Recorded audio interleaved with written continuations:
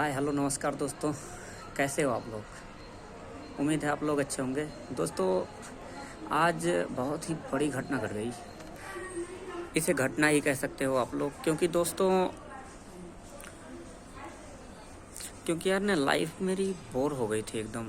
जी के ऐसा लग रहा था कि जैसे मैं जी रहा हूँ कि क्या कर रहा हूँ। उस विषय में मैं सोचा कि यार चलते हैं, किसी को सेट ही कर देते हैं। और मेरी एक टूटी फूटी गर्लफ्रेंड थी और पता लगा था कि थोड़ा मोड़ा कभी कभी बात कर लेता हूँ, क्योंकि मैं खुद मतलबी हूँ। जब ज़रूरत पड़ती है तभी फ़ोन करता हूँ।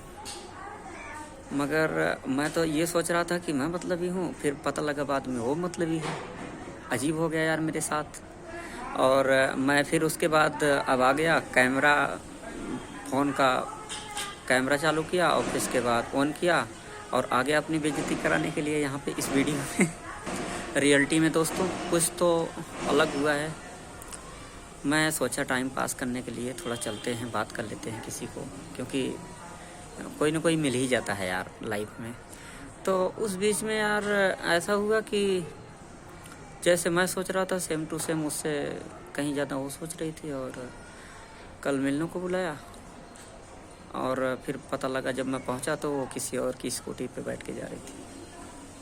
कहा, ये क्या चोर के घर में चोरी। फिर मैं क्या किया, गम भरे स्टेटस लगाना स्टार्ट कर दिया। फिर उधर से रिप्लाई है, बाबू तुम्हें क्या हो गया है। बाबू को कुछ नहीं हुआ है, बस बाबू ये चाहता है कि तुम किसके साथ जा रही थी ये बता दो। तो दोस्तों उसने बताया वही टूटी फूटी कहानी अपनी कि ये ऐसे वैसे ये है 3-5। मैंने सुना, मैंने कहा हाँ कोई बात नहीं है, मगर दुख तो हुआ मेरे को भी। और क्यों नहीं होता यार, किसी को आप कितना भी आप ऐसे कह लो कि नहीं मैं चाहता नहीं हूँ या कुछ, मगर जब आप बात करने लगते हो ना दोस्त, तो आप एक मतलब इमोशनली कनेक्ट हो जाते हो उससे।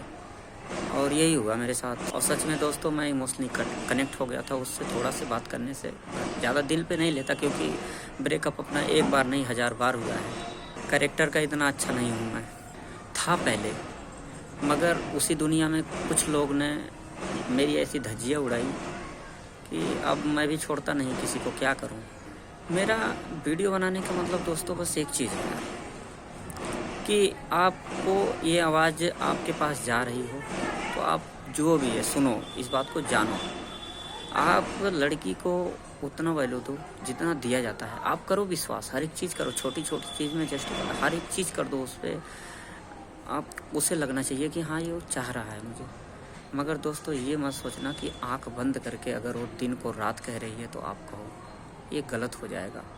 और जब गलत हो जाएगा दोस्त तो ये समझ लो कि आप रह नहीं पाओगे।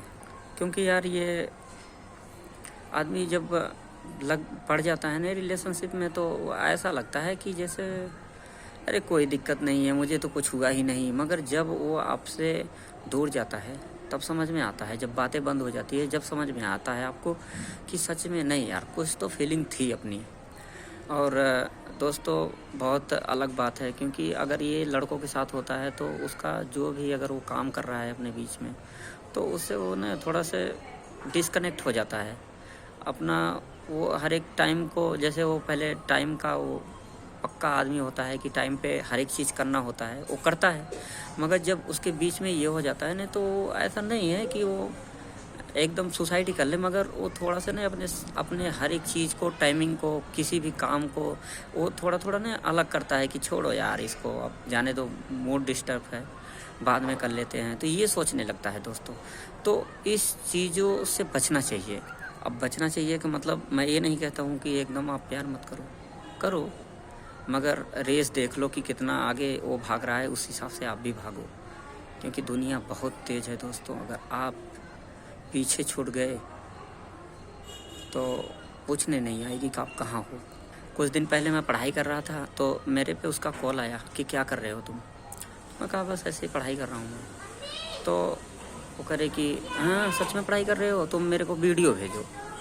मैं वीडियो नहीं तो फ़ोटो भेज दिया दोस्तों। और जब फ़ोटो भेजा तो उसमें बुक्स वगैरह थी और जो पेन वगैरह थी तो उसमें दिखा कि हाँ मतलब इतना ऐसा पिक भेज दिया था मैं उस पर कि उसे लगे कि हाँ पढ़ रहा है इस टाइम पे। और देखी तो फिर उसके बाद कह रही बाबू तुम इतना लिखते हो, थोड़ा मेरे बारे में लिख दो। तो मैंने उसके बारे में लिखा था मगर मैं सोचा कि 1-2 पन्ना लिख के फिर उसके बाद भेजूँगा। तो मैं उसके बारे में एक चीज़ लिखा था, एक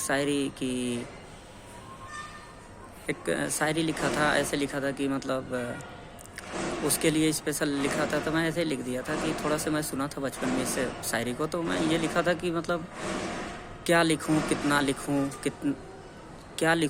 लिखूं, ज़्यादा लिखना व्यर्थ है, कम लिखता हूँ ज़्यादा समझना, यही प्यार का अर्थ है। ये छोटा सा एक शायरी लिख दिया था मैं उसके बारे में। अब मैं उसको सोच नहीं पा रहा हूँ कि उसे भेजूँ कि नहीं भेजूँ, क्योंकि यार दिल नाराज़ हो गया मेरा। तो रह नहीं पा रहे थे, बस थोड़ा से अजीब लग रहा था, थोड़ा हलचल सी लग रही थी। ऐसा नहीं है कि मैं उसके बिना रह नहीं पाऊँगा, क्योंकि ये प्यार है, हमेशा होता रहता है सबसे मतलब एज के हिसाब से। मगर इन सब चीज़ों को थोड़ा जितना भी बात किया मैं उससे, थोड़ा मुझे लगा कि नहीं यार थोड़ा अलग है।